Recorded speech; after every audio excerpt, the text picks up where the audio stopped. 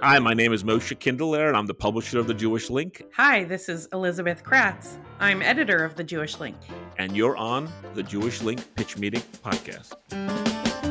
We are here with the Jewish Link Pitch Meeting Podcast. We have three very, very special guests, guys here. We have Mikey, Greenblatt, Leibowicz, and Ami Kozak, okay? They are J-Sketch, okay? And I just want to say Mazel Tov, because I think Chana just off camera mentioned to me it's basically an anniversary since your first sketch, I guess. Or True. So welcome, Mazel Tov. You know, you guys just want to hear a little bit about J-Sketch. So talk to me, or let's hear. You guys are pulling rank on with coffee, like you're the editor. So I didn't realize you guys had titles, but let's hear. Well, apple juice wasn't available, so Yeah.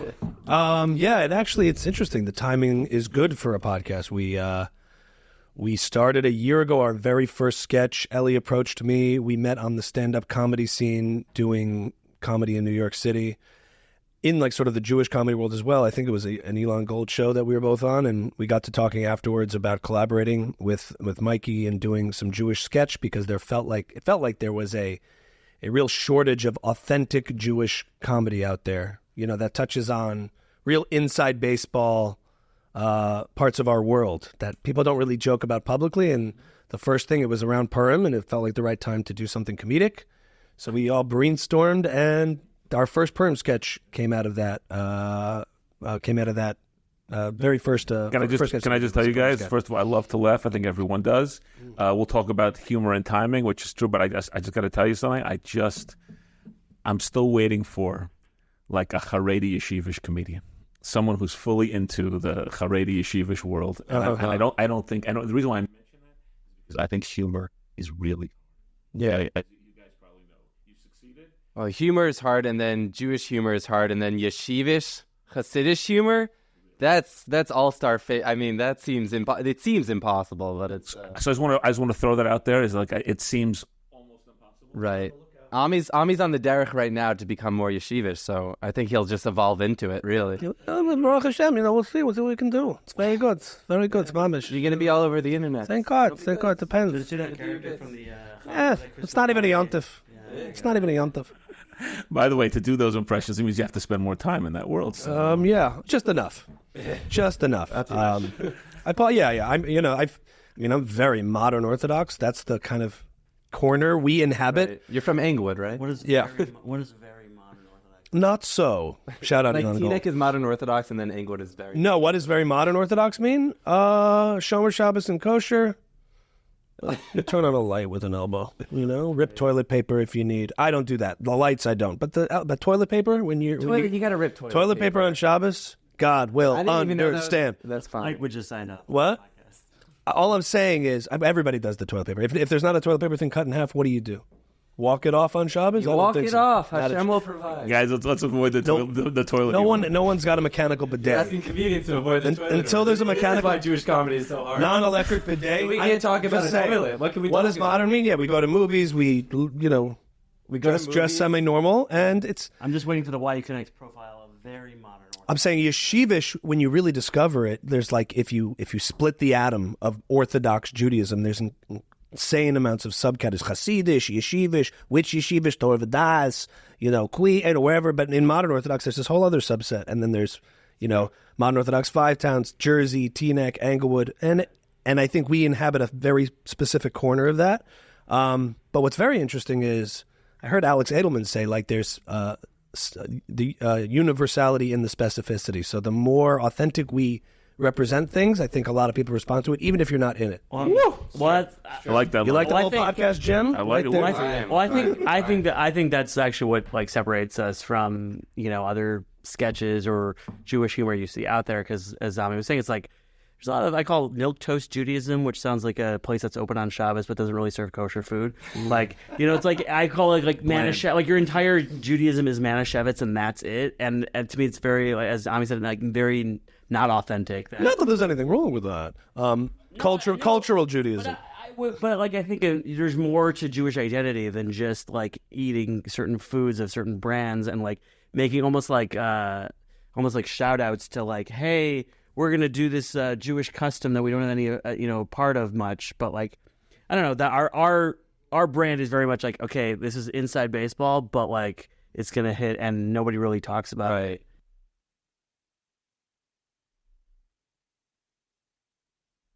You know, someone from the Five Towns being part of the Purim story. No one's done even like the one where it's telling your boss about keeping different chagim, different holidays. Like that resonated with so many people. Even the people that are an affiliate or something, that resonated with them just to have that authentic look. And I think people are really Well, that one specifically, I think, really resonated broader than the Teaneck moms and some of the other ones, because even a secular Jew, they have questions also. They also take off Yom Kippur or first day Passover. I'm saying like that may not be all of it, but I'm saying that's really broadly relevant among a big cross section. Relatability or curiosity. So sometimes you really hit people because it's super relatable and they experience it themselves. And other times you invite a certain curiosity. We had like the holiday party. Yeshivish guy at the holiday party. People are like, I've definitely seen that guy at parties. I never quite got it, but I've heard these terms. Or like, I have to go revisit my grandmother's Yiddish because these terms are like really bringing back a lot of nostalgia for me. And the best comment I think we always get on videos is, I feel seen. I really love that one. When people say, I feel seen, or it means you've done something, where, we had one recently called Short Fridays in the winter, where for both husbands and wives across the world, in the Jewish community, experiencing that Short Friday thing, realizes no one's alone. Everybody experiences the same thing, and every wife is crazy. And every husband's like, well, every husband's like, that's really crazy, and every wife's like, I'm not that bad. But also, that's what he just said. At least, I'm not as bad. But the comment we saw on that, the amount of comments that say, how did you get a camera in my house? Of like, this is what my life is on a Friday. That's what we're going for, and that is the specific part of the Jewish experience that we want to touch on. Like some people are like, your stuff is too frum. Our stuff is not frum enough. It just goes beyond everybody thinks like, oh, Jewish life and culture is so portrayed in media, but it really, only on a very surface sort of watered down level do you see like the caricatured portrayal of like if you watch it, there's a scene, I remember, like, with all due respect, but like Mrs. Mizell, one of the scenes, the father goes, "It's hotter than the burning bush in here." I'm like, I say that all the time. I feel like, I need a matzah in this schwitzer. Why is a rabbi wearing a tallis everywhere? Just to tell it to give it to rabbi. By the way, rabbis do outside of the Orthodox world. They do, by the way. You know that. Oh yeah. They walk into shul, and if they're doing anything ritual, they put on top. I think it's almost like a way of being like, hey, this guy is it's a way to tell you this guy is a rabbi. But you just think you see it like, I don't know, there was another one in the movie, what is it called? The show called Hunters, where they were hunting Nazis. One rabbi comes out, looks at the guy and goes, Baruch Hashem. And you're like, what? Like, wasn't that like Al Pacino also playing an old Jew? He was like, hooah, good Shabbos. Yeah. But the point is, you're seeing a lot of these like caricatured portrayals. Bagel and Lox Judaism. Not true to life, though. Milk toast. True to life. I think true to life is where you want to go. And don't play to people who might not know what's going on. Like, go right to it. And also, people are edgy. There's some people that ask questions after our sketches, and we answer those questions. Like, they ask Jewish questions, and we have the opportunity. For me, it's always a kiruv play, because if we could bring more Jews in, that means they could hire us for more events. So it's whoa. Are you guys saying that you're actually actively doing kiruv? Is that what you're saying? Yeah. I'm not. So it's always an active. But there's a lot. Not to brag, but somebody actively. Not to brag, somebody did put on tefillin at our sketch today. That wasn't us, but yeah, it's true. It's true. The goal is funny, but if there's nice positive externalities, so be it. But also the same way I would say with like TV shows or sitcoms that some shows have a laugh track to tell you when to laugh, and I think like a show like let's say Modern Family doesn't have that, and I think you don't have to play down to your audience. I think if they don't get the joke, okay, it's not for them, but maybe they'll ask. And even if they don't fully get it, I think there is. I'm surprised how many people related to the Erev Shabbos thing, even if they're not, Shomer Shabbos. Yeah, and I'm guessing you probably didn't get that kind of feedback from like the 9 Day Siyum thing, because that's really that's inside of. But baseball. even that, there's a lot of questions. There's a lot of questions like about the meat and you can't do this. I didn't know you can't do that, and it was educational for sure. A lot of machlokas in the comments. Yeah, but people were saying, people were asking, like, can someone explain this? Because they could tell it's funny, and they could tell it's like there's something real about it. They didn't know what it was. And invites curiosity. And I also think that the angle that we're coming at as being like 3 Orthodox guys, that a lot of times there is the way Jewish comedy is depicted in stand-up also, where it's like just like ripping on Judaism from a negative place, as opposed to like, no, I'm doing this and it's funny. I think it's a much healthier approach to the way, and like it's much more encouraging and positive rather than just like, hey, you know what stinks? Judaism. Done with fondness, not condescension. Yeah, I think that's what united us as Jewish writers and creatives, is that understanding of like this kind of authenticity to bring to our Judaism, and to not kind of use it in a, as comedians like to say, in a hacky way. Like I grew up Jewish and I love money and Christian baby blood. Like, you know, we wanted to. Just got this podcast dark. But... Yeah, sorry, just money, not Christian baby blood. I get what I definitely get what you're saying. Actually, Talked about poop 5 minutes ago, but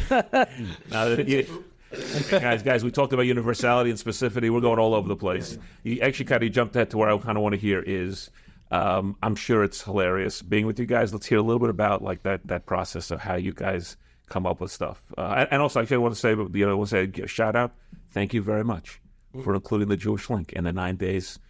We were a big part of that sketch. And kind of like that was laugh out loud funny. So you're lucky you were on the coffee table when we were writing the sketch.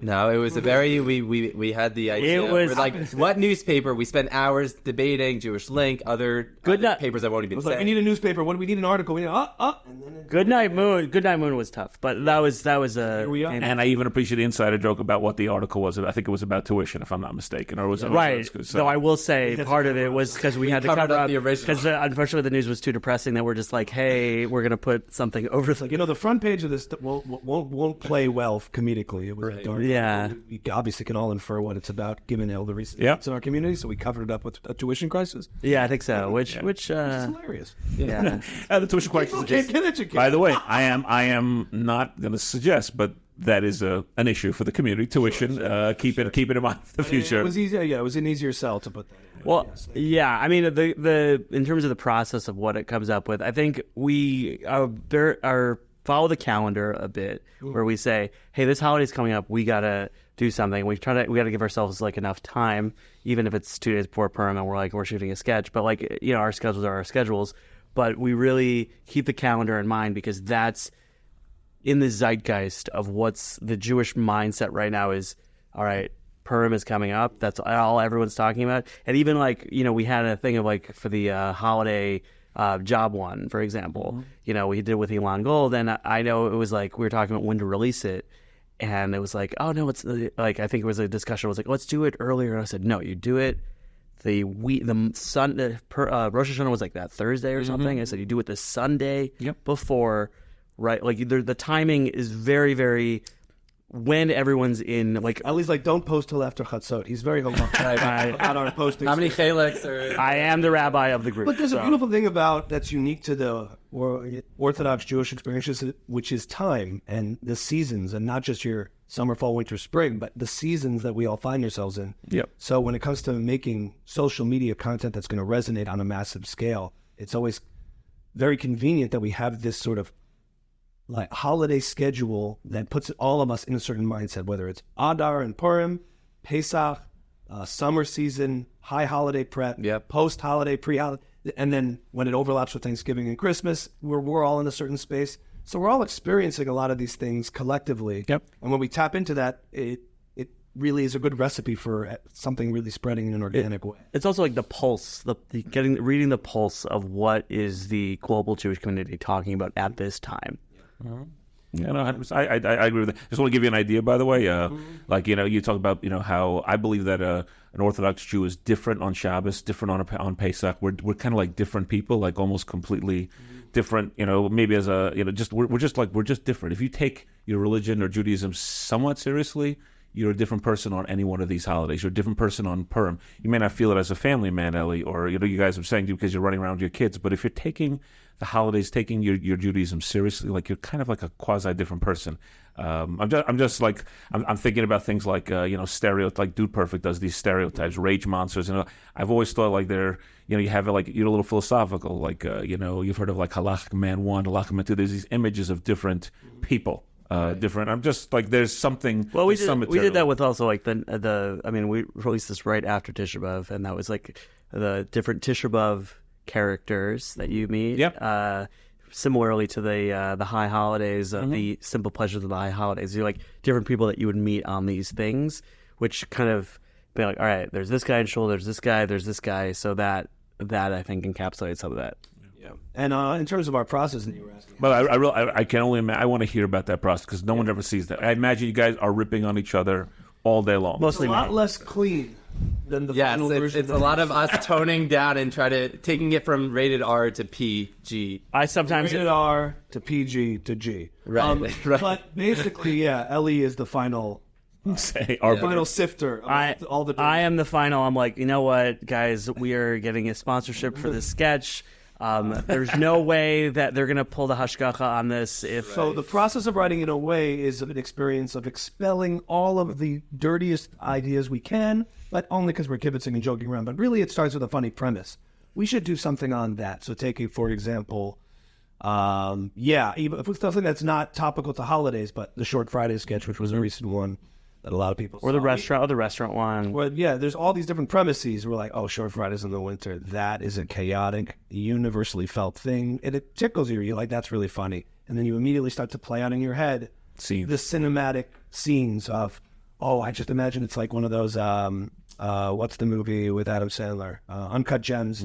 Crazy anxiety. You can already see it. You can just project the whole thing of what it would be. And then, how do we write this out? So there's an arc. If you follow a lot of our stuff, there's an arc of setting the premise. Then you're into the meat of it, and then there's usually a button at the end. Do you guys write it out? Do you guys actually? Not line for line, but basically what happens is we will get together on like a Zoom call or in person and have a little session based on the premise, and then we'll start spitballing back and forth. We have a shared Google Doc of all the different ideas. And then when we get together, it's all organized by shots, like which ones are we going to do. And then in between that, some of the best moments. Like when I put the iron on my face during the seam sketch, and that's just improv. Yeah, there's a lot of improv between the lines, but I think we work best when we have a structure, a shot list, we know what we're doing, and then it's definitely a lot of improv.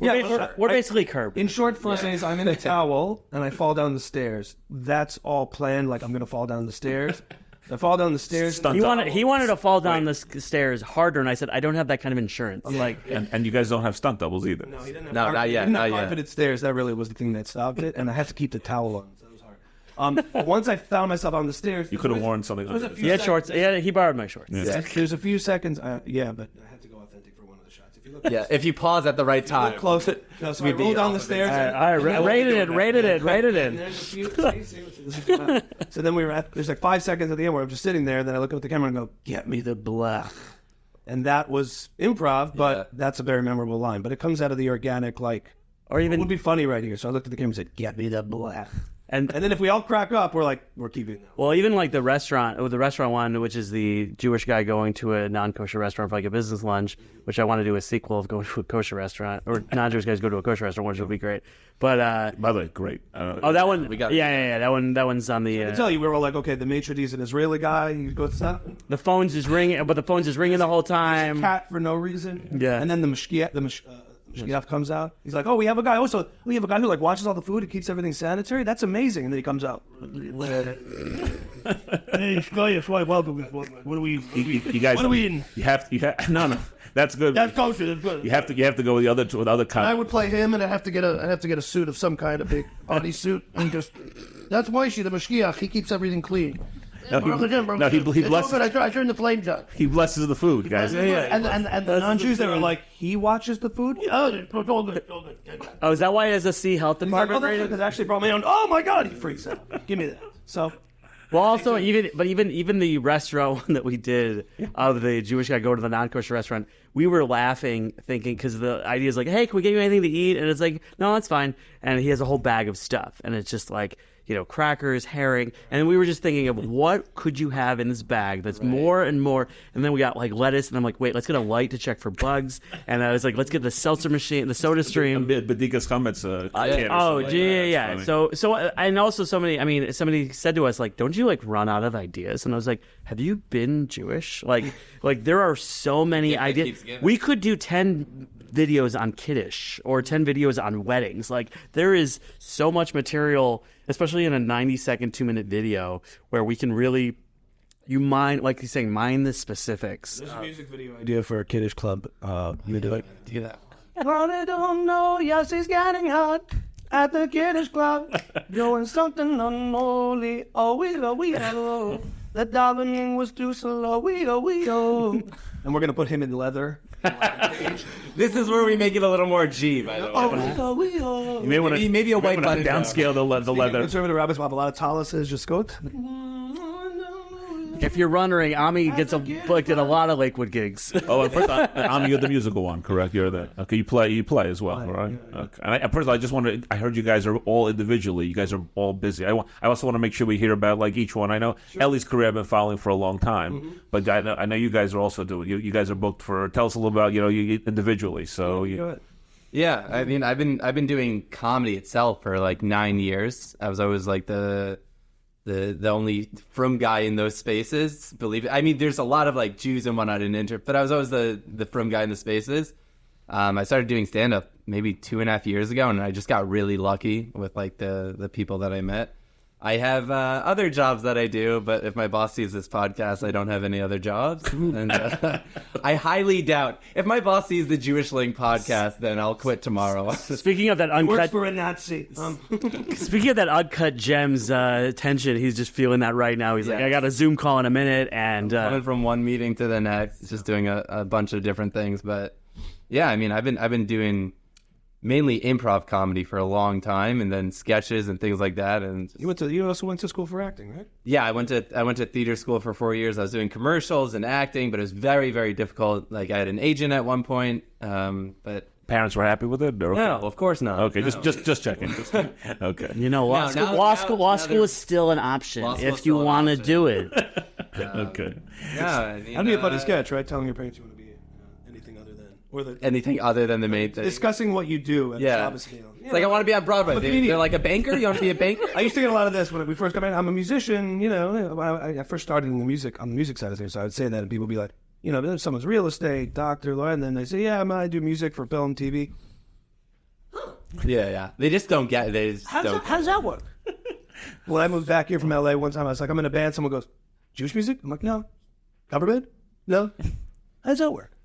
So you do comedy, Network is code. the or The the other refrain is like, oh, I know someone's son is an agent or something like that, but usually not on the. Living in LA was a little different. There was a little more connective tissue to the industries. Yeah. Even in the Jewish world, people were lawyers, but they were entertainment lawyers. Right. I came from the music world into comedy. I had been doing music for over a decade, composing for film, TV, commercials, and then kind of going into COVID, a little before then, I started making a lot of content online. TikTok, Instagram, YouTube, impressions, little sketches, and collaborations with other creators, and was able to build up an audience there. And then when I moved back to New York, I started doing more stand-up on the scene, in the East Coast comedy scene, the New York comedy scene, and then also in the Jewish comedy scene is when we connected and started doing the sketch stuff, which was a really cool outlet to be able to tap into. I feel like there's just hasn't been, you know, it's uncharted territory, like the Key and Peele of Jewish comedy, being able to show that experience in an authentic way. The Key and Peele, that's interesting. Okay. Not everyone knows who Key and Peele is. I know that. But even it would say like Lonely Island, has more music videos, or please don't destroy those new SNL guys. Like I think it's just another short sketches that are punchy and like get to the point and are about a very specific experience. Key and Peele had a great show for a long time on Comedy Central.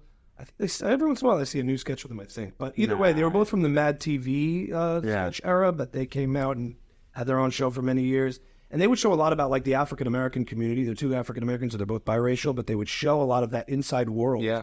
And they wouldn't water it down. They would give you this authentic, whether it's two black women in church that they're portraying, you know, and they would play them authentically. They wouldn't have to explain anything. It's all implicit in what you're watching, and that's what made it so funny for all of us, whether you experience that world or not. So that was inspiring to say, like, you can just show and not tell. Yeah. Okay. We told that. So J Sketch is not the be all and end all. You still have aspirations outside. You're still doing your No, own. it is. For Ami, it's the BL and then all. It's all just a piece for us to other things. No, I think there's the collective thing. Sky's the limit with this thing. I would say. But each of us, you know, when you're in the entertainment business, everyone is you know, solopreneur and entrepreneur, creative entrepreneur. So you do, you know, you don't have like monogamous relationships. You do a lot of different things. Yeah. I see how it is. Yeah. I mean, I'm in a Is this how band. you tell us? I'm in a band that preceded this, and we're still active. And I do my own solo stand-up, my own solo content, and then the combination of this lends itself to this other lane. It's like you're basically running several different small businesses, and it's very entrepreneurial.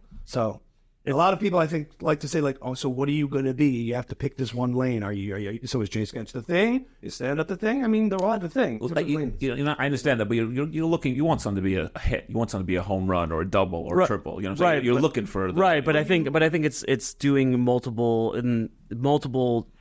projects at once at the same time. Meaning, even if we're doing all these sketches and it's great, I'm still also doing stand-up, on my own or with the other guys. We're doing a show at the Debonair next week on the 27th, all three of us. And Teaneck, New Jersey, Debonair, April 27th.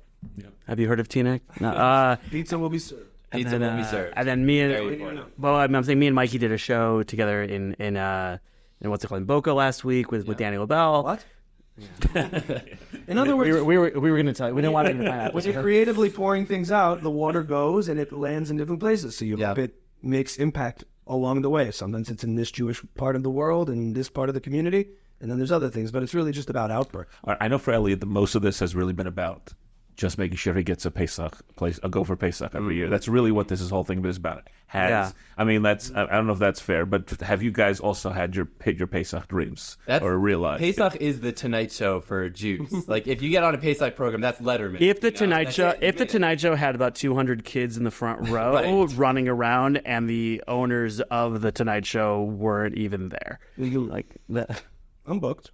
I'm booked. Press. It's late on me. You got to get it together. So okay. No, but I think there is. Don't worry about it. I think there is also we've all got our different talents, and Mikey's really a social media maven, and Ami's done all the editing and impressions and also the Israel advocacy, and I'm me, and everybody, but everybody's got their things, and I like collaborating with every Jewish comedian or non-Jewish comedian.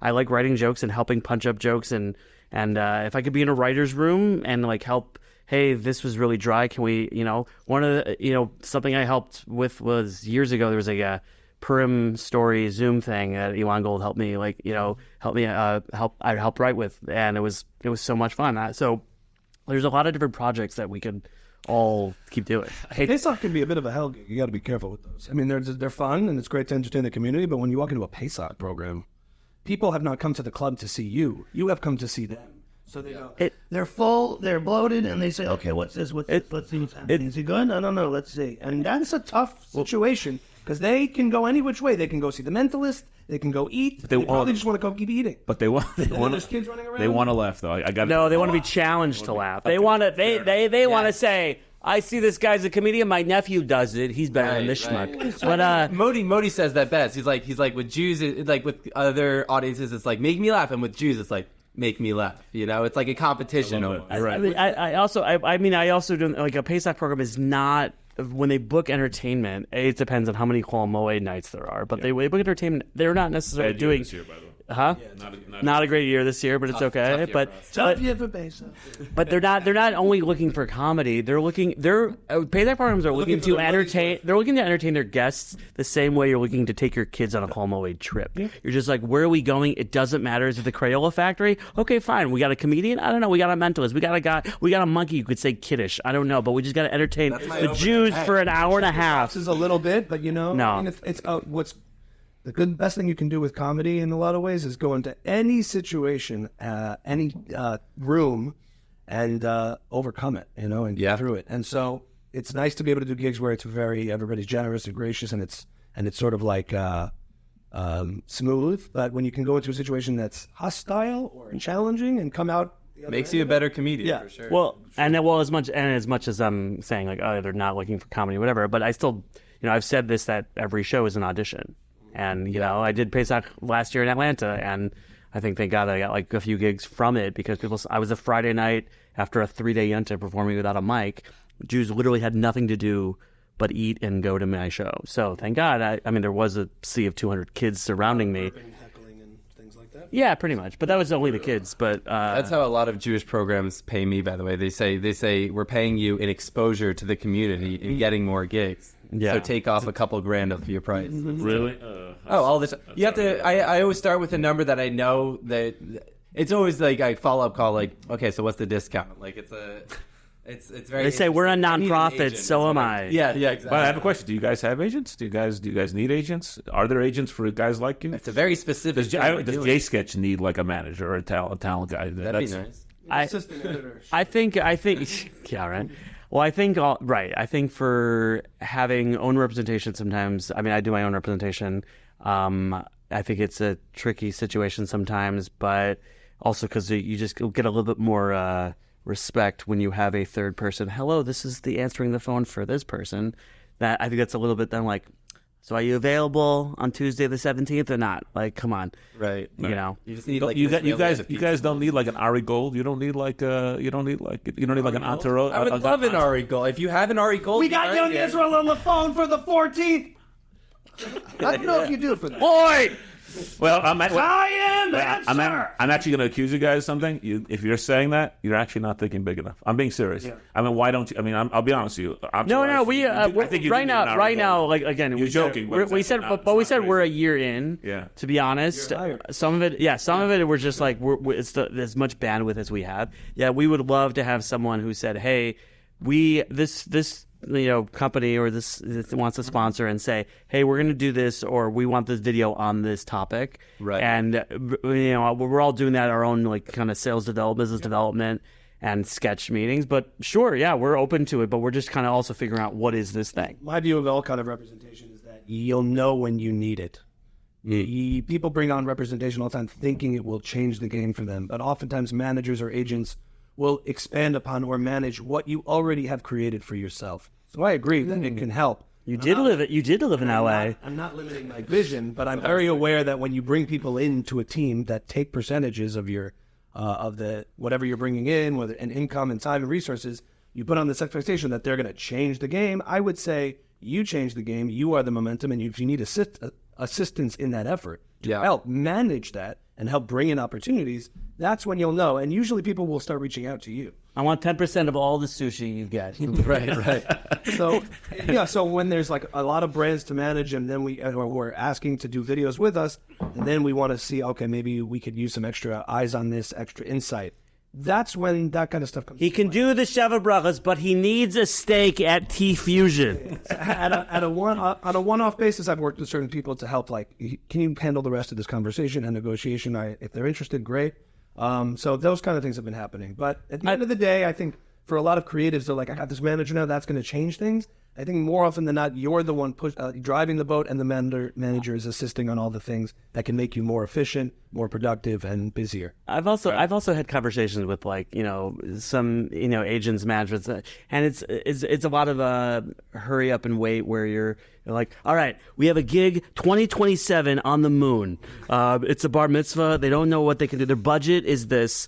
Can you do it? And I'm like, sure. And then you're like, and then you find out, and you're like, is this happening? No. They went with a guy who makes a sushi charcuterie board while singing. You can't compete with that. I mean, honestly, you guys can't compete with that. Yeah, true. Absolutely. Okay, so just a little more serious. I have two more questions for you guys, which is post October 7th. I actually think J-Sketch is needed more than ever. People were looking for reasons to laugh. I just want to know. I mean, obviously, I know you did the Teaneck Moms. The donation sketch. Are you? I don't know what the perm sketch is like, but I want to know: are you going to go back to the October 7th, or with the war that's going on in Israel? Has it changed? The answer may be no. Has it changed how you guys are looking at comedy in any way, or not? I would love to. I think comedy is the best method to educate, especially online and everything, because there's already so much of these like facts videos, which are great, but it's not at this point, people's narratives are driven, right? So I think. Well, even him, Mike. I mean, I'm gonna tout his praises because he was in a viral video that wasn't J-Sketch of of handing out clipboards and saying, "Hey, what was the?" I have a petition, and I say, "Will you?" That was a great video. Yeah. Okay, and just so you know, we're in a community right now which we're seeing even more of these hate protests. So I'm sure you guys all know about what happened. About these real estate expos, one canceled in Flatbush. I mean, I don't know. There's not much to laugh at. Well, the great irony there is, hey, pro-Palestinian protesters going to Romer in Teaneck. Do you think by going to Jewish communities and intimidating them, you're going to make them want to go to Israel more or less? Move from this country more or less? It's pretty ironic and self-defeating because they're literally going there, creating a very hostile environment in their native country for Jews who are purchasing real estate in Israel, which they have every right to do, and making them feel less safe in America is probably not the best thing that they want. But the point is, on the humor side of things, I mean, we go where the funny is. When they're, we have this idea about how Hamas protesters and pro-Palestinian protesters kind of ruin everything. Everything fun. Everything fun. So, like, showing up at a JCC Israeli dance class and protesting because it's Baseball Little League games. Yeah. Little League games. It's a bar mitzvah. And it's like, all right, the father's, whatever. The mom's Israeli Zionist. So, like, there's different. They're all, but even as scary and serious as the world is right now and has been since October, there is funny in everything. You just have to find the right target and find the right way to, post October 7th, we were like, we had plans for certain sketches and we're like, all right, we can't do anything for a while because this is too raw. And then we said we got to touch on this war situation in an adjacent way that's talking about like packing supplies to Israel. Every shul was sending supplies to Israel. So we were like, and that one, I think, was even before the Shabbos thing, that was really, accurate. I think there are moments of each of these things that we could, like, I love the idea of, my father-in-law told me a story how, like, a friend of his was in Israel over Sukkot, and they left a little bit after, and while they were at the airport, a siren went off of the rocket. They had to go in the underground shelter in, at Ben Gurion, and my father-in-law said, "So, Nu, did you find my suitcase that they lost 5 years ago?" But I love I thought of an immediate sketch of they go to the underground shelter at Ben Gurion, and there's one security guy at Ben Gurion who was in the bathroom at the time, and all of a sudden he walks out and he sees all these suitcases that are just completely abandoned, and he's just like, so, like, to me, please do not leave your bag unattended. Right. There are moments. There are moments of there are so many moments in the serious that you could parse out and say, and again, the amount of even that sketch, that setting supplies sketch, the amount of people that said this is the first time I laughed since October. Like, there is a power also doing it in the serious time, like you said. And I'll be controversial a little bit, but like when you're fighting a culture of death and destruction, like there's nothing more emblematic of celebrating life than laughter and being able to laugh and poke fun at the absurdities and even at the trauma and tragedy. I mean, Jews get through that by laughing. We're sort of in our DNA. And I think being able to laugh at the trauma, given the right amount of time after, like, there's an appropriate place for that and almost a medicinal healing quality to it that's necessary in order for us to process, everything that's been going on. Yeah, I agree with that. I love that sentiment, and I think you're right. And yeah, I mean, like that's great. I'm trying to think of anything else to add. I mean, last year we did the Celebrate Israel Parade sketch, which I was thinking, how would we do it this year? Because if we would do a sequel of some kind, we would have to be very sensitive about it. But there are moments where, like, even in that sketch, we're like, look at those Nature Carta guys. You got to admire the calligraphy, the arts and crafts. They really are committed. There's only 12 guys, and they go to every event. It's really, they're awful people, but they're really committed to their cause. And so, like, again, there's moments you could parse. I'm surprised that no one's asked you guys to be like on a float or doing like, or even like speaking out as you go down the. That'd be a funny little, just the Jay sketch quote in different costumes. Like I'll wave like Jersey mom clothes and just wave. Send it. Said you just yelling, send it to like, who is that guy? You know that video? You know that video that Ema sent in the WhatsApp group? Oh yeah. That's the guy. Yeah. All of us, me and Drag, I heard just he's waving. I heard he does Jewish. You've always wanted to do drag in a parade. Is the excuse you needed. Yeah, is this the Pride Parade? Right. The They're there for every parade. Jewish Parade. We had a funny idea to do that. You're right. We're the gift that keeps on giving. There literally is no end. There is no end, and the Jewish people are getting through this. This isn't as hard as this may feel like the hardest time right now for our generation.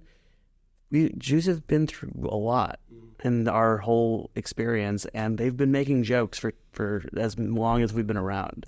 So as for Purim, I think that during the Megillah reading, Purim is like, could things get more depressing? I'm sure there are people being like my idea for an initial Purim joke was like, we only know Shushan's perspective from the Megillah. Right. All of a sudden, you get a letter that says, "Hey, everyone should kill Jews on the 13th of Adar," and then all of a sudden, Jews and then imagine you're in like Seattle, and it's just like, "Hey, did you get this email?" And then it's like, "Did you get this email? We're supposed to kill Jews," and then it's like, "Nope, never mind." And like, Jews are allowed to fight back. Like that's a funny idea. Right. So I don't know. But can I pump? Maybe. Can I? Yeah, I can see Ambi doesn't love it. But can I pump? I know we're going to try to release. I like that you like it. Yeah. We're going to try to release it. Don't worry, we're going to try to release it before Purim. Can I pump you guys for any hints or snippets at the Purim video, or it'll probably be coming out the same time as yours when you guys are coming out? Anything? We're going to be reposting the one from last year because we actually didn't have a J Sketch Instagram set up yet. So you'll get 2 for 1 this year. Oh, awesome. Yeah. Okay, good. 2 sketches coming for Purim. Yeah. Okay, so We have some guests. We have a talented guest in one of them. We like to feature other Jewish. Who may or may not have put on tefillin today. Yeah. So we've done it with the one with Elon Gold. We also have a whole range of like cast members of other Jewish creators and comedians that we hope to work with in the future. And it's also, I mean, people have people have said, "Oh, we should have more women involved." I'm like, we would love to if people were around the Bergen County area between 12 and 2 on a random Tuesday. If there were funny women, we would. Right. That's code. You should clip that, clip that, You can voice over say, what Ami said over Ellie's listen, voice. they don't wear tefillin, Orthodox women, Sometimes it's funnier with me and Drag, but we're always open for funny female. Well, that's what I also said. If you could find someone who's... If I'm playing the lady, it's like something, there's an added comedy to that, but there's plenty of comedians. So just be patient, everybody, and stop with the comments. It'd be nice to see a woman comedian in one of your sketches. Do you not know any women? Do you know they exist, right? Well, for the mikvah video, don't worry. We're casting. The mikvah video. It does not sound good, but We're trying to get. We're trying to give your editors. We're trying to give your editors. Oh boy, we're trying to give your editors as tough a job as we can. That's all right. We can handle it. Okay, good. I couldn't resist. Guys, we're coming to the end. I just want to say, just keep fighting, keep producing, keep laughing, keep making us laugh. I just want to. I was going to maybe ask a question. Where do you see J Sketch in a year from now? But I think you guys actually have no clue where you're going to be in a year. Well, instead of also Anywhere in Florida, next year, wherever we want to go, freebies for life. Next year, our 3 agents will be doing the podcast actually instead of us. So, but yeah, I think also like on Instagram, what's basically where we get the word out, right? And mostly or all over. Yeah, listen, if you stay in touch on all the latest sketches at J Sketch Comedy on Instagram and all of our individual accounts. I'm at Ami Kozak Official. At Ellie Comedyagram, terrible, I know, but at Jewish Vibes. At Jewish Vibes, and there'll be more guests and more future sketches, and we'll just keep them coming. Okay, and also I'll just announce here that we hope to actually do another Jewish Link themed sketch at some point in the future. Yeah. when I get my act together. And subject to be revealed in a future time. So I'm not sure when this airs, but we are having a J Sketch Comedy live stand-up show. March 27th at the Debonair, right across from here. Yeah. And to add to it, in addition to sketches, we really hope to keep building up a local kind of comedy of the suburbs. There's oftentimes people going to the city for entertainment, and we are excited to be bringing more activity here in the form of comedy shows and entertainment. we need better venues for you guys. That's what I have to. We need like a little bit bigger. You guys can fill these places. Well, Bergen Pack. When that next year we'll be sitting here maybe at Plugging Bergen Pack. Sure. Yeah. Oh, I thought the goal was actually like Romer, the bigger shuls. So, but BB Pack sounds good. Depends how the sushi. I don't want to attract protesters. All right, that's good. Thank you guys. Thank you. Thanks. Thanks for being with us on the Jewish Link Pitch Meeting podcast. If you would like to participate or be in touch with us in any way, please email us at editor@jewishlink.news and follow us and find our podcast wherever you find podcasts.